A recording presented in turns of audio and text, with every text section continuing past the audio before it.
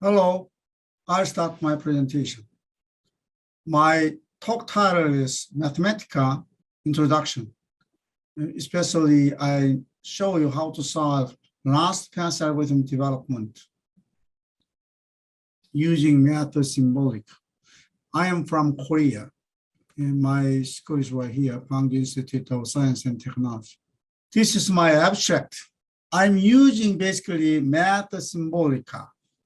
MathSymbolica is a library package for solving symbolic problems. The MathSymbolica is basically based on Mathematica. Today, using MathSymbolica, I want to show you it's very easy there to develop last pass green functions. I start with a simple geometry, flat surface. Using the same procedure, I can solve more complicated geometry problems like off-center flat surface case and quadrupole case, and finally octupole case.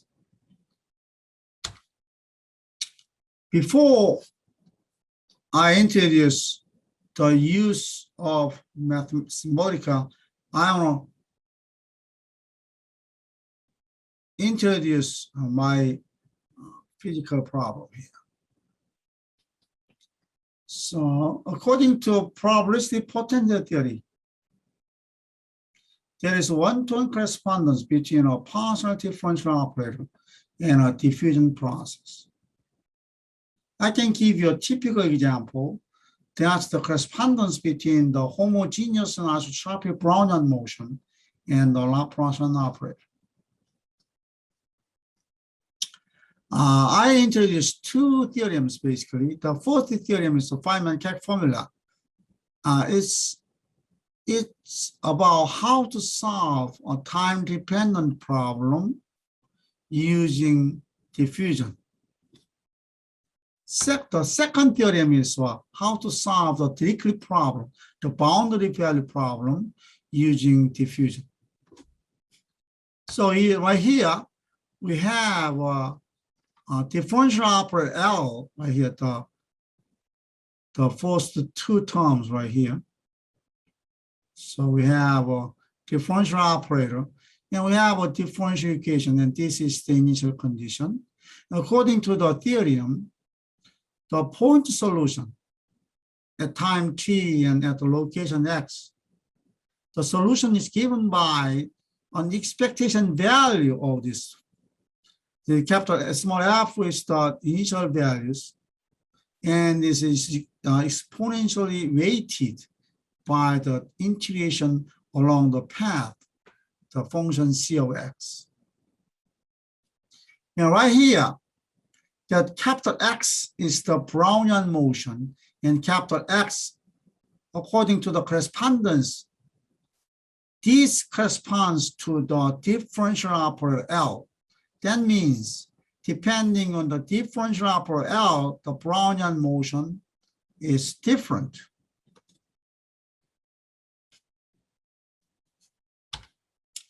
And also about this Dirichlet boundary value problem, the solution is given by this,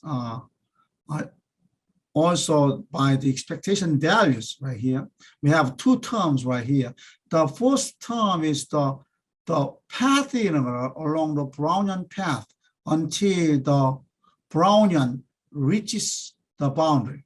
And the second term is on the boundary, and also it's the expectation value of the boundary values, and also the weighted by this exponential form.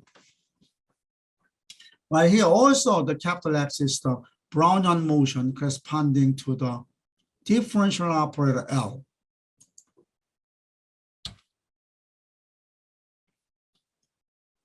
So if we apply the previous theorem to this Laplacian boundary value problem, basically it says that the solution inside at a point X the solution is given by this expectation value of the boundary value for boundary values at locations of all the first passive locations, capital X, and at the time tau, tau is the first passive time. Basically, you can think of this as a generalized harmonic function property of the Laplacian operator.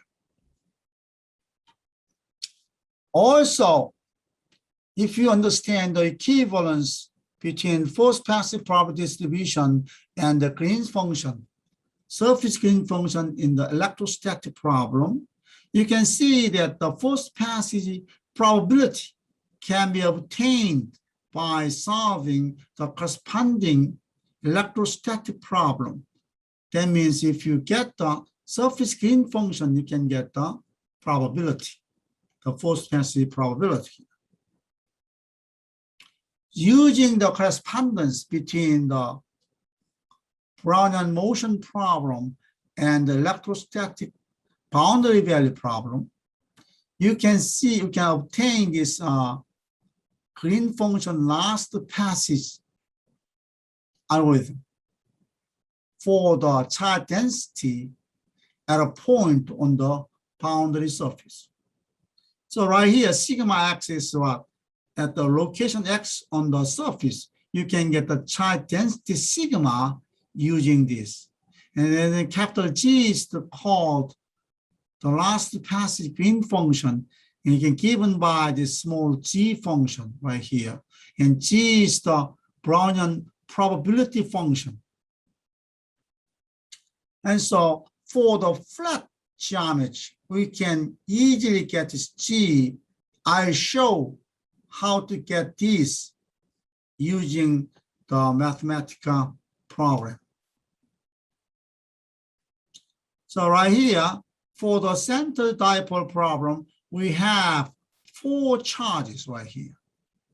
And so we have this half sphere boundary right here.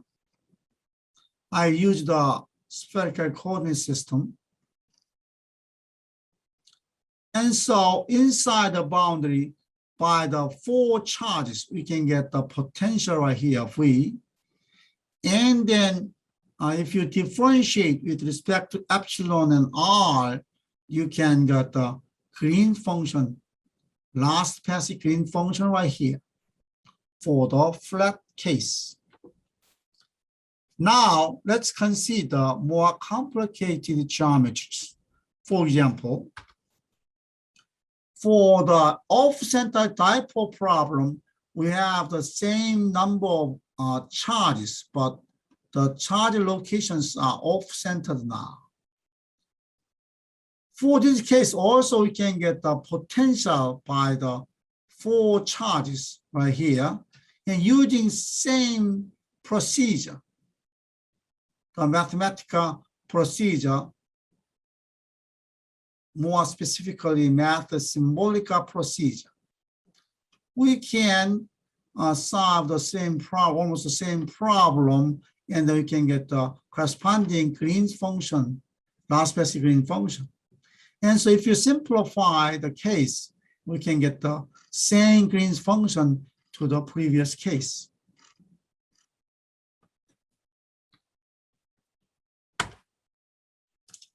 For the quadrupole problem, now we have what? 4 charges inside the boundary, and outside the sphere, we have 4 charges. Basically, we have 8 charges altogether. For the 8 charges, we can get the potential right here. It's really complicated, but we can use the same MathSymbolica procedure. In this case, we can get the last passage Green function too.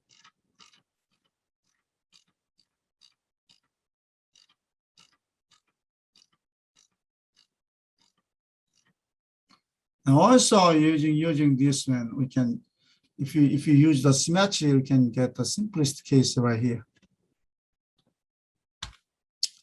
Now, we can go to the more complicated problem, octupole problem. And I will not show all the procedures because I haven't published this paper yet.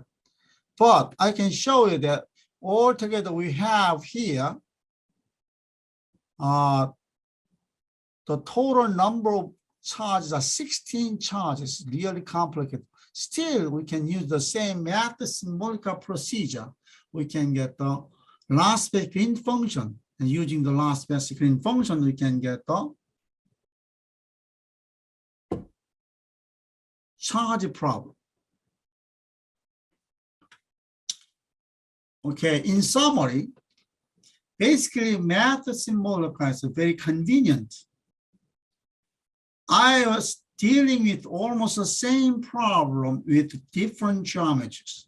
Even though the geometries becomes more and more complicated, we can use the same MathSymbolica procedure. We can solve the problems very easily. That's the very essence of the MathSymbolica application. Thanks for listening to my talk.